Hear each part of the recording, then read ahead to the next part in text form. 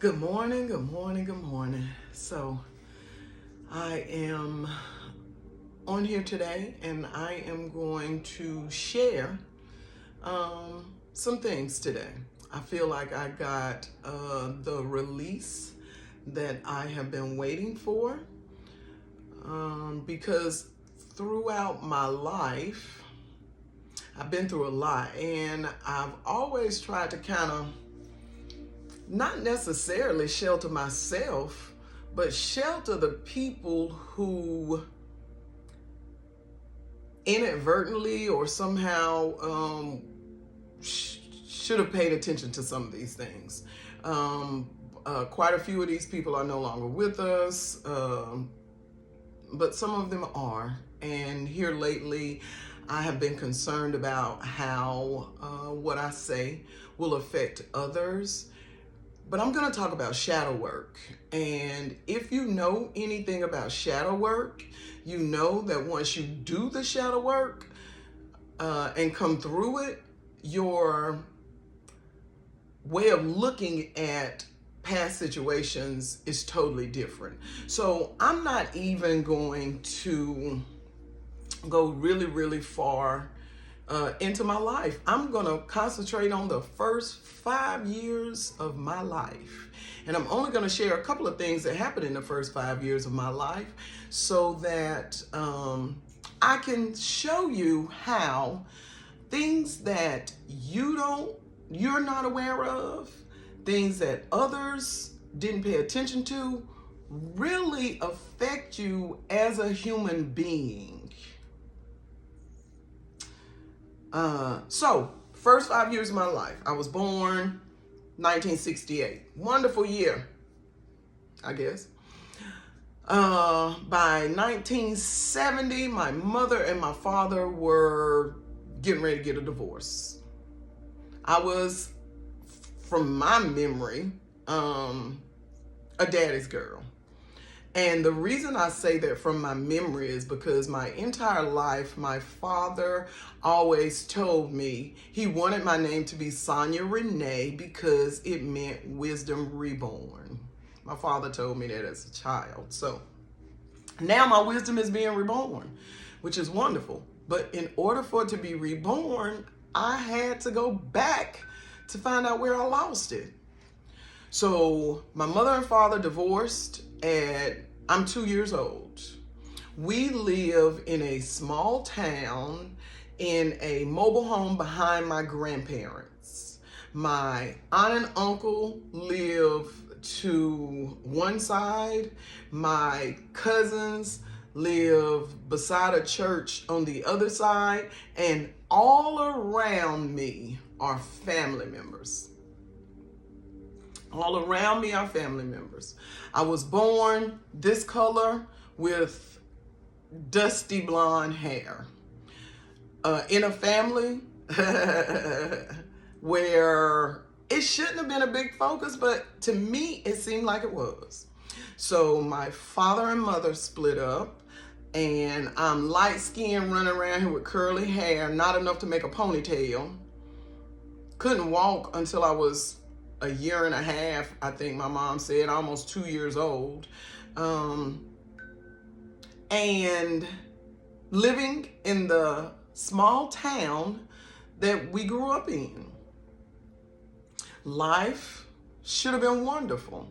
We had easy access to everything we could think of as far as vegetables, fruit, foods, all of that stuff. We could go out in the garden and pick anything. Apples, pears, peaches, plums, figs, muscadines, grapes, blackberries, strawberries, cantaloupe, watermelon, corn, greens, potatoes, sweet potatoes, onions, everything. We had access to everything. And it intrigued me. I liked learning. I liked sitting under the adults, and I liked learning. Around 3 years old, my aunt, Deborah, rest her soul, taught me how to spell my name. She taught me the wrong name, but she taught me how to spell my name. She told me my name was Sandra. So I learned Sandra, Sandra Renee.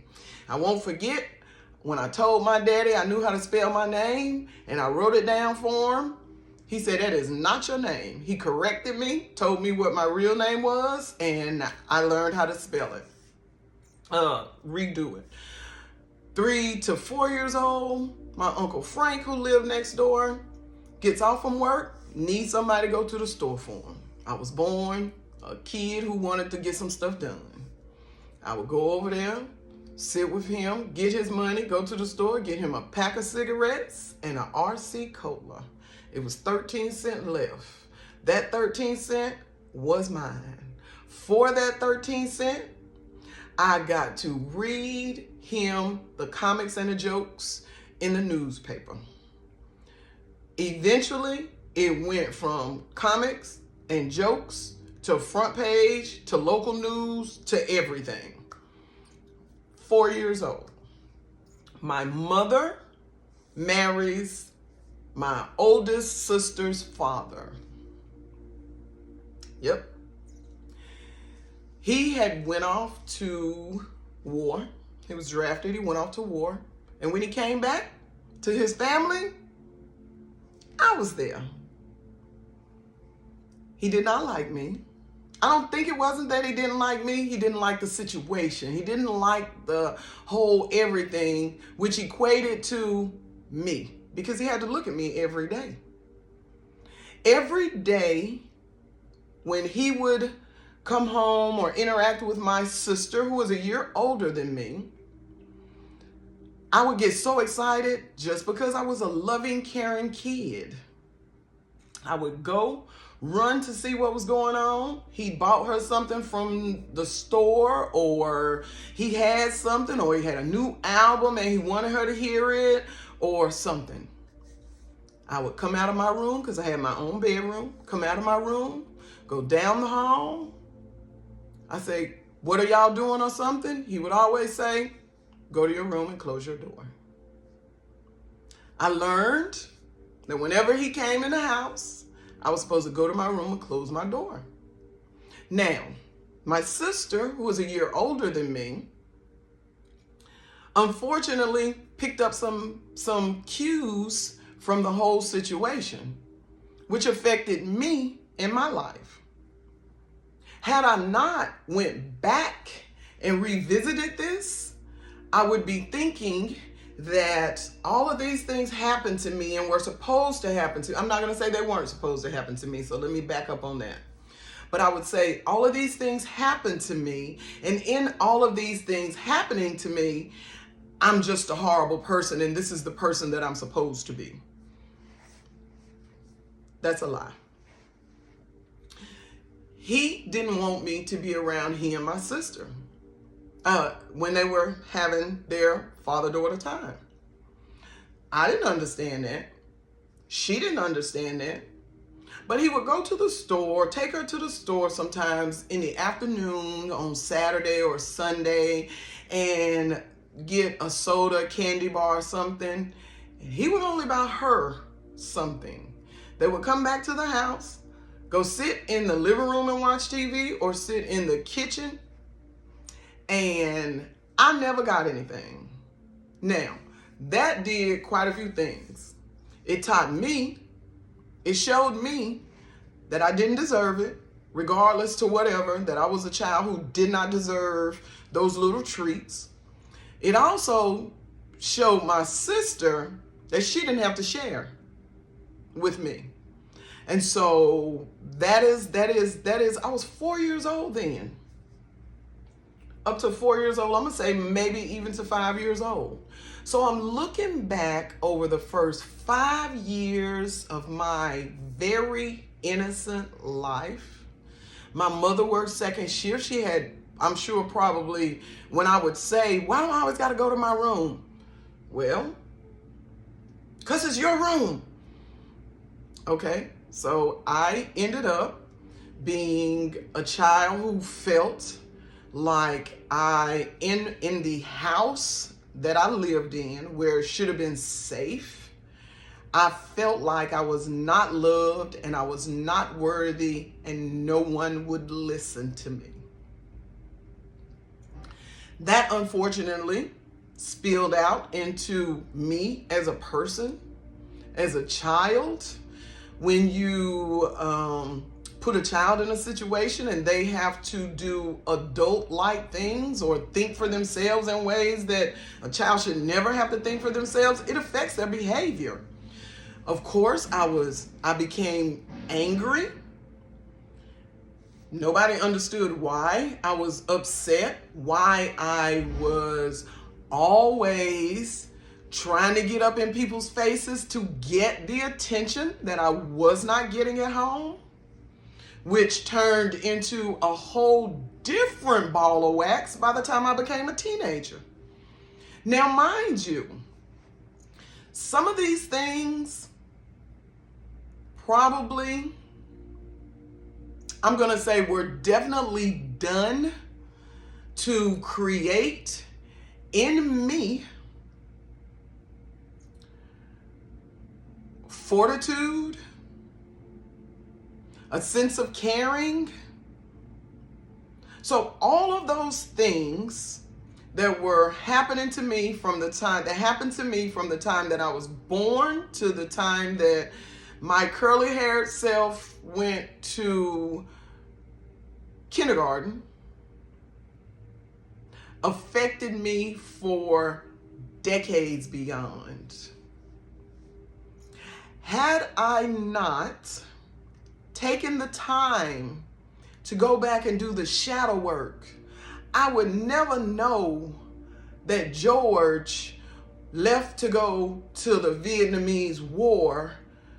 And when he came back, my mother had not only married another man, but my grandparents, and the spirit showed me that my grandparents talked her into allowing my father, my biological father, to adopt her because my cousin Craig was killed in Vietnam, and my grandmother was worried that my sister, this is crazy the way all of this stuff has come back to me. But had I never visited that, I would have never known that it was never about me. It was never about me being unloved. It was about that man went off to war when he got back, he was like 21 or 22. My mother was 21.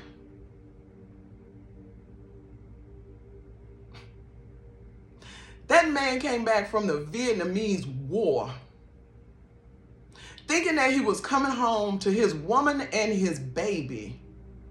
He came home to a whole nother light-skinned, blonde-haired girl.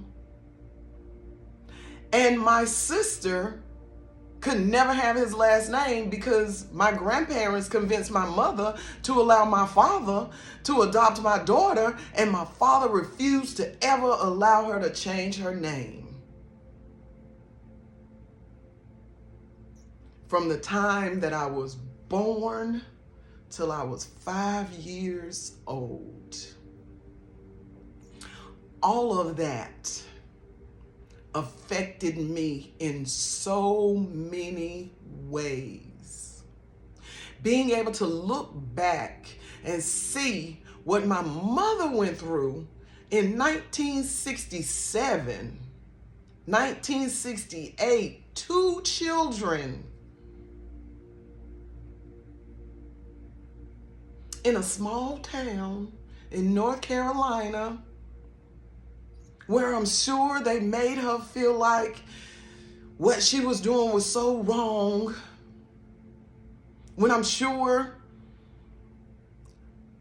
99.9% of the people there were doing the same thing, but casting judgment to put her in a situation to where she didn't really know what to do. I had my first child at 18 years old. I know I didn't know what to do. That was in 1987. There's a big difference between 1987 and 1968. So I, in doing my shadow work, have been able to go back, remove myself from the situation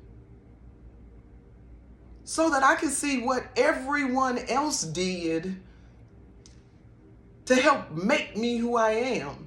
Because despite how positive or negative the village that you're surrounded with is, there are so many things in that village that happen that the villagers don't know about. I'm sure I told my mother, he always makes me go in my room. And I'm sure that my mother said, because you talk too much. And I did talk too much. And I still talk too much. Because I'm a talkative person. Because I've always had something to say. And because for so long in my life, nobody wanted to hear it.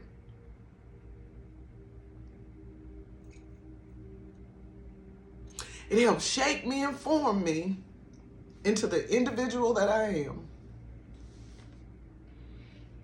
Because I grew up in an environment that I did not feel loved in.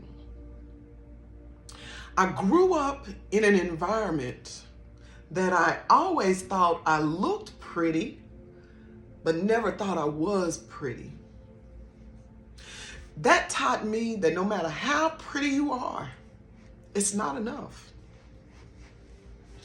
That taught me to understand that just because a person doesn't look like you expect the person to look, doesn't mean that that person doesn't have value. It doesn't mean that that person should not be heard, should not be loved.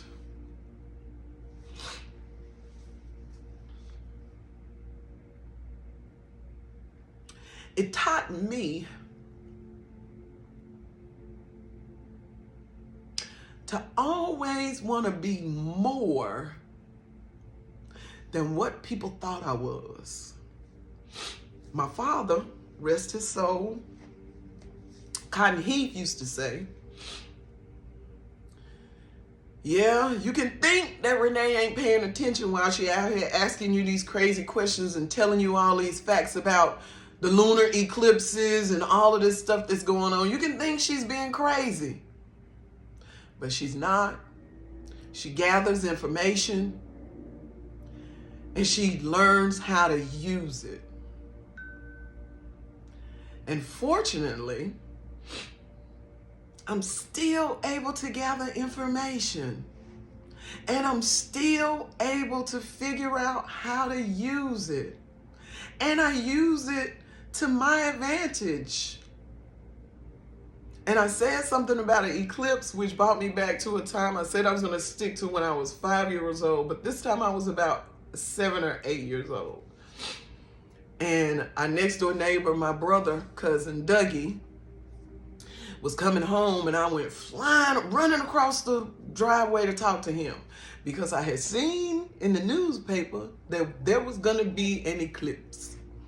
And I said, it's going to be an eclipse. The sun is going to get in front of the moon, or the moon is going to get in front of the sun, but we ain't going to be able to see one of them. And he said, ain't nobody want to hear that crazy stuff, girl. Go ahead on. I don't want to hear it. Now, it deterred me from telling him those things, but it never deterred me from telling other people such things. Even though life doesn't give you exactly what you need, the art of turning coal to diamonds is pressure.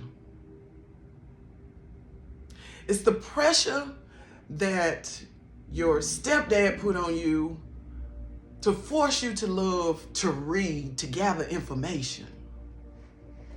It's the pressure that your mother put on you to have to learn to look in the mirror and see that you're worthy. It's the pressure that my sister put on me to never be selfish, because I never want someone to have to do without something simply because someone else did not consider how it would make them feel.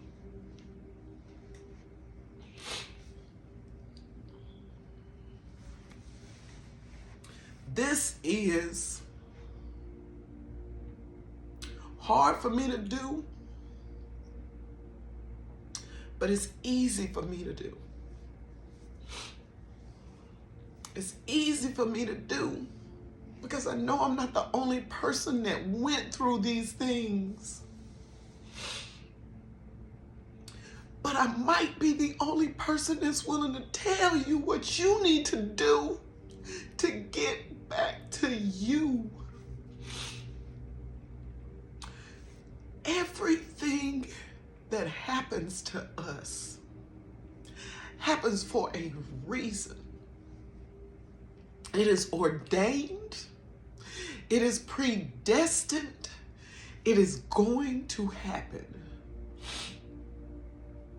Whether you allow it to control you forever,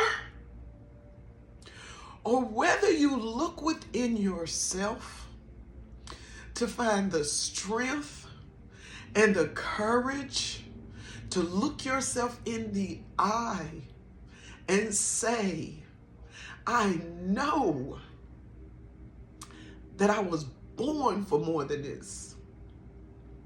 I know that I was made promises. And I know that I am responsible for me. As a child, yes, parents are responsible for children. Every child, every adult that I know can tell me of an issue or a problem or a situation that they still think of that causes them pain, maybe anger, maybe hurt when it comes to their parents and the way that they were raised. I can sit here and I can guarantee you with a smile on my face, I hold absolutely no grudge to my mother, my father, my sister, nor my deceased stepdad. You know why? Because the things that were happening in their lives helped produce what happened in mine, and none of that killed me. None of that made me not love. These tears that I'm crying are tears of joy. There is someone out there and you wonder why you love so hard. When you look in your rearview mirror, you see where there was a lack of love. The lack of love in your life forced you to be more loving to others. Those things aren't made to kill us. Those things are made to help form us. Had I grown up the child whose father only bought her something, taught her to be selfish, I would not be the person that I am. That is not my character at all. I will give away my shirt if I have on a good bra. truth. I feel like there is nothing that I have that is so important to me that it cannot bring joy if shared with someone else. Material stuff? Never. Because as a child, I had to learn that material things do not make or break who we are. I had to learn there had to be some substance in me in order for me to make it through the world. I didn't learn that in church. I didn't learn that, confirmation burp. I did not learn that in the environment that I was in, so to say. I learned that because something about those situations and those circumstances that I was in was activating something within me, within my spirit, and pushing me along. Because whether you believe in God or not, you should know you are a spirit being in an earthly body. And the earthly things that we deal with affect our spirit. And if we don't bore those things out of our spirit, they will hinder us along the way.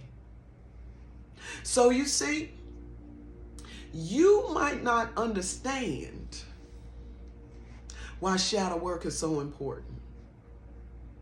But I transformed all of that negativity that was in my life to help me smile, y'all. I'm almost 60 years old.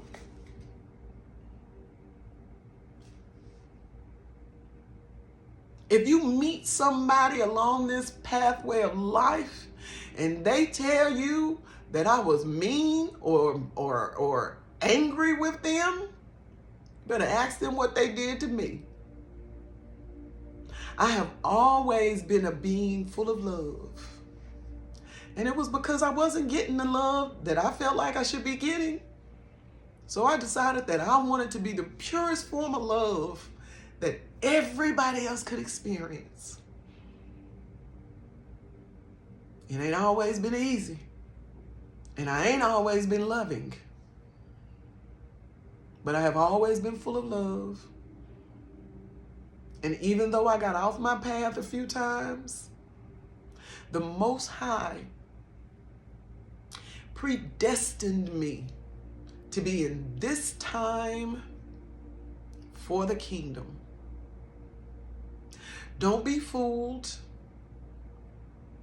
You are supposed to lay your burdens down, but you are also supposed to die daily. And in dying daily, we have to get into the graveyard of our life, dig that stuff up, look at it in its face, call it a liar, and tell it thank you for helping make you into the beautiful person that you are. Because when you do the work on the inside, I hear my wind chimes. That's confirmation. When you do the work on the inside, it glows on the outside. It's not just for you. It's for everyone. We're tribal people. One person getting themselves together helps push the tribe forward. It's time to forget about being selfish. It's time for us to go back to being selfless. Forgive the people who harmed you. How can you forgive them if you don't even remember what they done? If you don't remember what they done, How can you honestly forgive them? That is a trick to keep you in bondage. Those things that you think you forgot. Yeah, your humanness might have forgot it, but your spirit ain't forgetting it. And it's affecting how you move. And because we are one universe, when one of us moves, it moves all of us. Whether we know it or not, we are all intricately connected. I want my connection to be positive with everyone that I come in contact with. But darling, I also want you to know, Wisdom Reborn has boundaries. I have set a lot of boundaries. So I will love you within my boundaries. But I got nothing but love for you, baby. Nothing but love. I want to see everyone whole. Wholeness does not mean that you put on your Gucci shoes and you grab your Louis Vuitton bag and you go out and you get in your Mercedes and you pull it up into your 5-car garage. That could be a part of wholeness. But when you're sitting, whether you're sitting in your 20-room mansion or you're sitting in your 1-bedroom apartment or anywhere in between, how are you affecting the universe? Do you even know who you are? Has life beat you up so bad that you continue to put on a smile, you continue to get dressed up, you continue to wear the finest perfumes, colognes, you continue to look a particular way? But what you look like on the inside? Are you hurt? Are you damaged and you don't know why? It's that shadow work. It's in the shadows. It looks like pain until you realize it was meant to help form you, to help activate something within your DNA, something within those melanated people's 3 additional strands of DNA. It's got to be activated. How do we activate it? I love y'all. I honestly do. I love me. And I can say that now, and I can mean that, and there's nothing anybody can say to make me feel otherwise. So I'm gonna sit here, and I want to tell y'all real quick, I wore this shirt because I haven't found this shirt in years. I used to be a very big blood donor. I used to give blood in memory of my father because my father had to get so much blood in his final days. But sometimes you gotta go all the way down to the skeleton, because a lot of that stuff that's in the meat shouldn't be attached to the bones. And if you don't get down to your skeleton, you won't know what's hanging on in your meat. That's affecting who you are. That's affecting how you deal with certain situations and circumstances. I'll be doing this more often. Like I said, I got a release.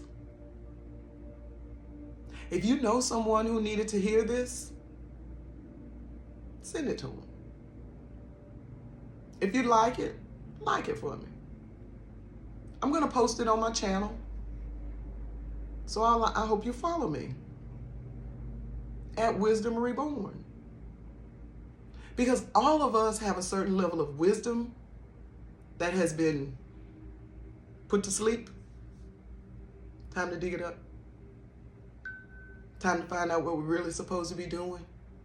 Time to move forward. Time to be the best we's we can be. I love you, and I mean it. Blessings.